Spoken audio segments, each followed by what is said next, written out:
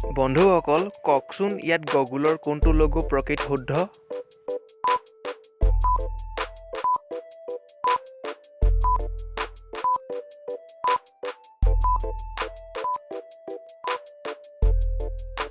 ইয়াত বি লগোটো প্ৰকৃত শুদ্ধ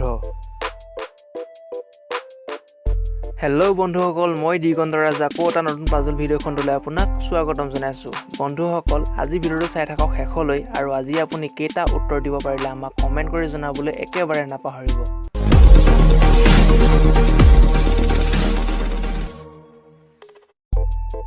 এদিন এখন ডাঙৰ জংঘলত ডিটেক্টিভ প্ৰীতমে এগৰাকী মহিলা মৃতদেহ পায়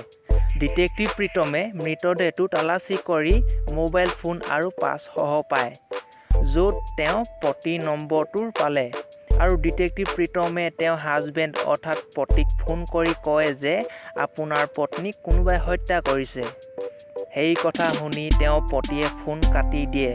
আৰু লগে লগে সেই ঘটনাস্থলীত উপস্থিত হয় আৰু পত্নীৰ মৃতদেহৰ কাষত কান্দিব ধৰিলে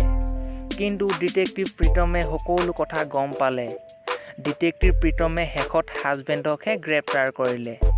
এতিয়া কওকচোন ডিটেক্টিভ প্ৰীতমে এনেকুৱা কি সন্দেহ কৰি তেওঁক গ্ৰেপ্তাৰ কৰিলে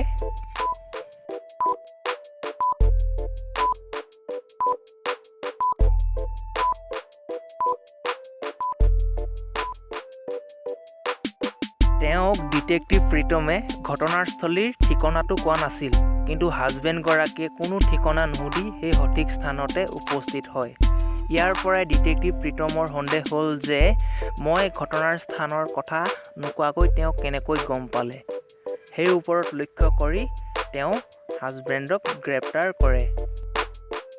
এই ফটোখন চাই কওকচোন ইয়াত কোনজন বেছি মূৰ্খ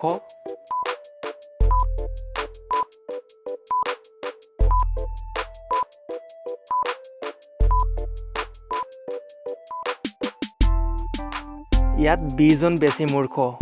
কিয়নো তেওঁ আগত বিপদ আছে কিন্তু তেওঁ মোবাইলতে ব্যস্ত আছে আনফালে এজনে আগত বিপদ আছে নেকি উমান কৰি আহিছে তেওঁ বাচি যাব এদিন প্ৰবীণৰ দেউতাকে তেওঁক 50 টকীয়া নোট এটা দি বজাৰৰ পৰা এনেকুৱা এটা বস্তু কিনি আনিব ক'লে যিটো তেওঁলোকৰ খোৱা বস্তু হ'ব পানী পাব গৰুৱে খাব পাৰিব আৰু গছো হ'ব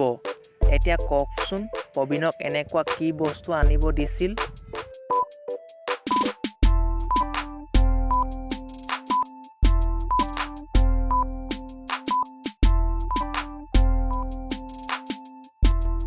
প্ৰবীণৰ দেউতাকে তেওঁক এটা তৰমুজ কিনি আনিব দিছিল যিটো তেওঁলোকে খাবও পাৰিব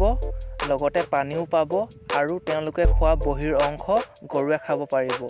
আৰু সেই তৰমুজৰ গুটিৰ পৰা তেওঁলোকে গছ গজাব পাৰিব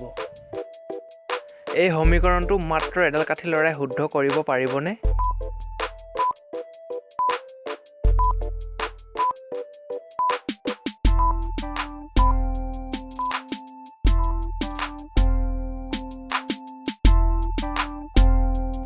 সো বন্ধুসকল আজি আপোনালোকলৈ থকা বিশেষ পাজলটো